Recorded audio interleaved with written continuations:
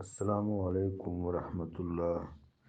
جناب محمد فیصل صاحب، اللہ آپ کے درجات بلند فرمائے، اور اس گروپ میں جتنے احباب و ارکان ذیشان ہیں، اللہ سب پر اپنی رحمتوں کا نزول فرمائے۔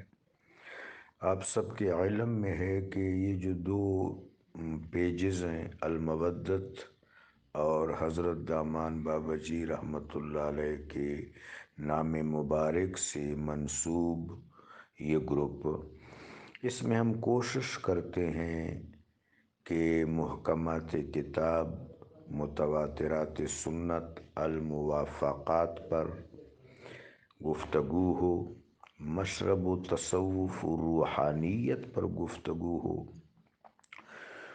اور سیاسی حوالوں سے بھی بہت محتاط رہا جائے۔ جناب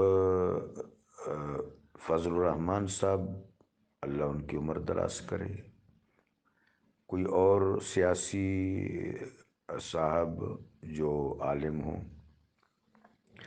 سب کے لیے دعا ہے۔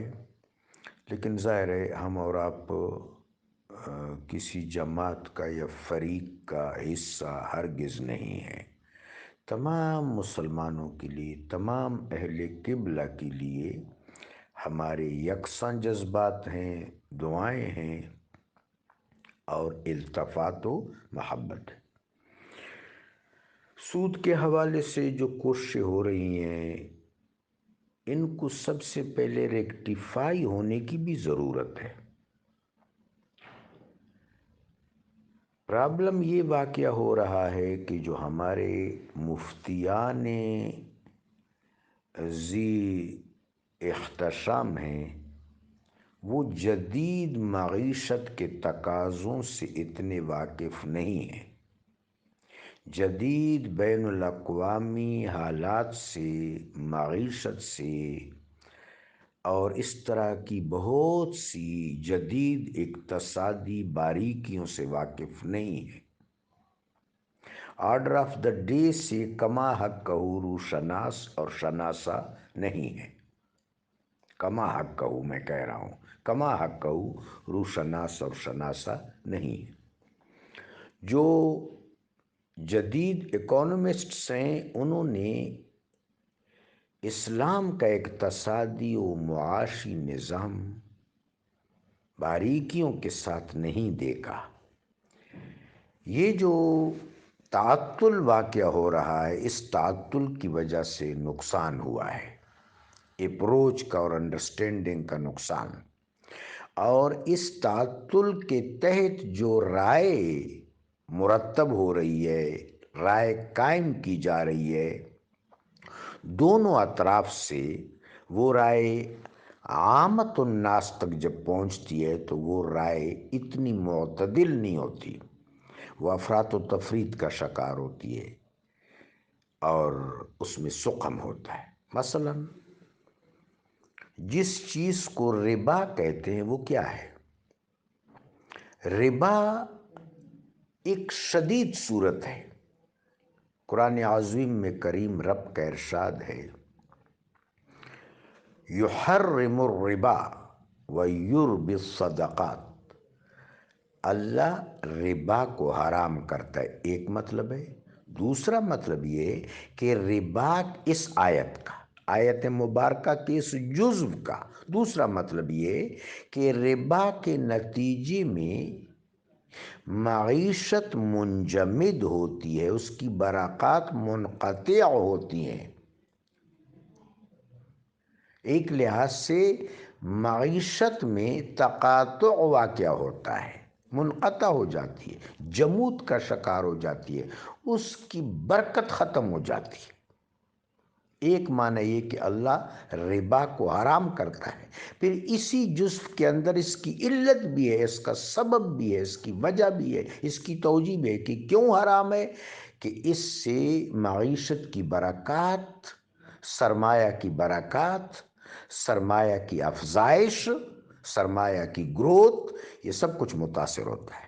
وَيُرْبِ الصَّدَقَاتِ، اور انفاق کا جو نظام ہے، خواہ وہ صدقہ واجب ہے یعنی زکوٰۃ، خواہ وہ عفو ہے، خواہ وہ ینال ہے، خواہ وہ ایثار ہے، خواہ وہ خمس ہے، خواہ وہ فے ہے، خواہ وہ غنائم ہے، جتنا بھی انفاق فی سبیل اللہ کا نظام ہے، اس کے ذریعے اللہ مال کی تربیب کرتا ہے، مال کی نشو و نما کرتا ہے، مال میں بڑھوتری واقع ہوتی ہے، سرمایہ کی افزائش ہوتی ہے۔ اس کی وجہ کیا ہے کہ جب انفاق فی سبیل اللہ کی کثرت ہوگی تو کسب حلال بھی لوگ کثرت سے کریں گے اور متاع ارض سے زیادہ فائدہ اٹھائیں گے۔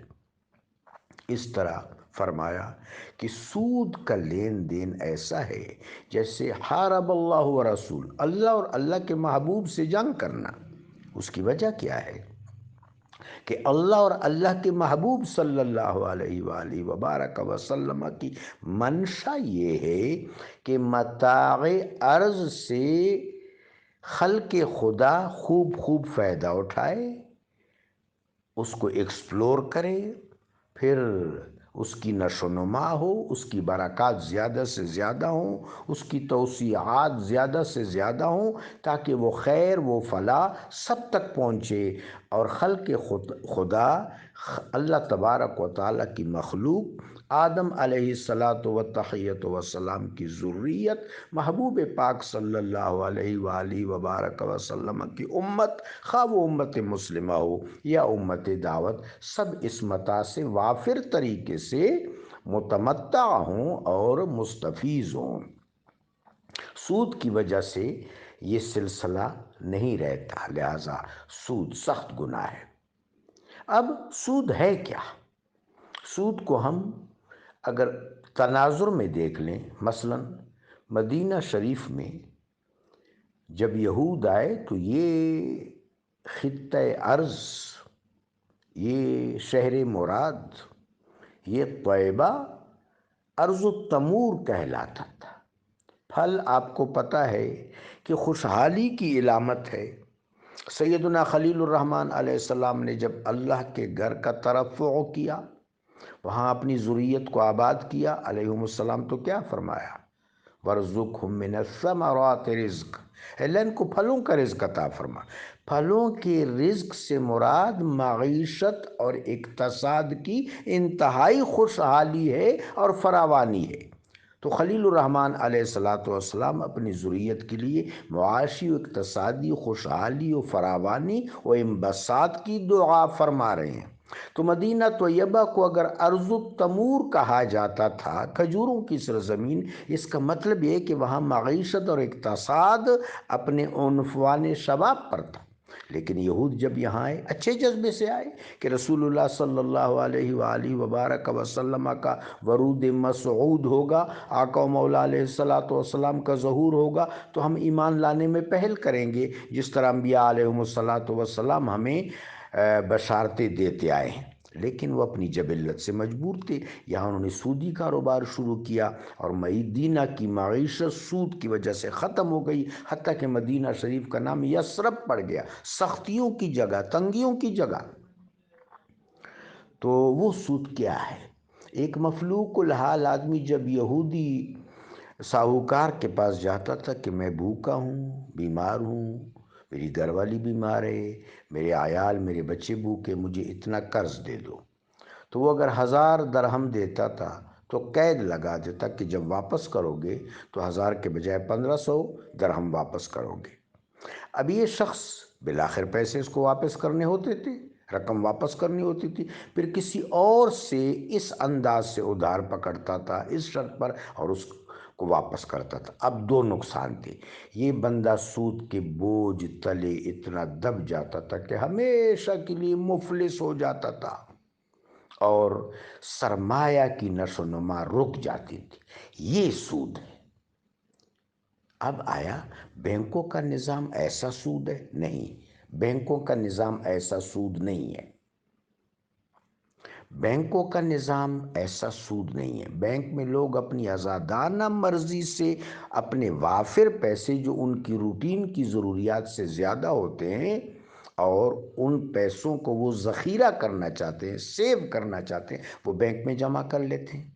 اب بینک ایک ایسا نظام ہے جو اسٹیبلشڈ ہے، ان کو پتہ ہوتا ہے کہ اگر ہمارے پاس 1 کروڑ جمع ہوا ہے تو لازماً اس پر اتنا نفع آ جائے گا، اس میں پہلے سے وہ اپروکسیمیٹ بنیاد پر اپنے کھاتہ دار سے معاہدہ کر لیتے کہ آپ کو اتنا پروفٹ ملے گا۔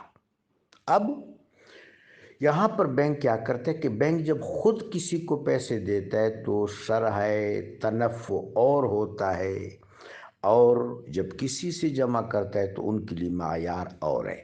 اب یہاں پر استحصال واقعہ ہوتا ہے، یعنی جو بینکنگ کا موجودہ نظام ہے یہ استحصال یافتہ ہے، استحصال آمیز ہے، اس میں استحصال ضرور ہے، ایکسپلائٹیشن ضرور ہے، لیکن اپنے ریئل فارم میں یہ جو چیز ہے اس کو سود نہیں کہا جا سکتا، سود بالکل اور چیز ہے، یہ استحصال ضرور ہے، ایک تصادی اور مالی استحصال ہے، اور اسلام کے اس حکم کے بالکل خلاف پڑتا ہے، لا ضرر ولا ضرار، مالی معاملات میں نہ تو کسی کو نقصان دو اور نہ خود نقصان اٹھاؤ۔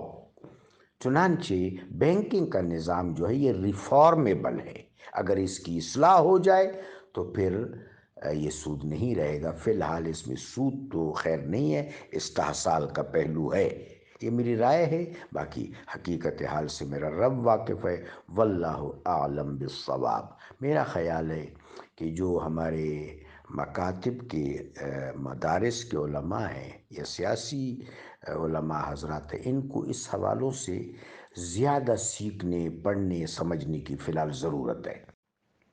اور ایک اور بات کہ ہمارے ہاں اجتماعی سطح پر، ملت کی سطح پر، ملکی یعنی نیشنل لیول پر متبادل نظام نہیں ہے، صرف بینکنگ کا نظام ہے، متبادل نظام بالکل نہیں ہے، لہٰذا جب بھی کسی نے بینک سے پیسے نکالے، کسی نے اس کو دعوت دی، ایسے 1-2 واقعات نہیں ہیں، اخباروں میں آتے رہے، مفتی اسامہ کا کیس بڑا مشہور ہوا تھا، خلق خدا کو بہت زیادہ نقصان پہنچایا اس شخص نے، اس طرح ڈبل شاہ کے قصے مشہور ہیں، اور بھی ایسے بہت سے، میں وہ نام نہیں لے رہا، کہ لوگوں کو ان علماء نے تحریک دی، لوگوں نے بینکوں سے پیسے نکالے اور وہ بہت زیادہ مالی خسارے کا شکار ہوئے، لہٰذا جب تک امت کے پاس پراپر متبادل نظام نہیں ہے تب تک یہ باتیں نہیں کی جا سکتی، عملاً یہ ممکن نہیں ہے، عملاً اس طرح ممکن ہے کہ متبادل نظام ہو،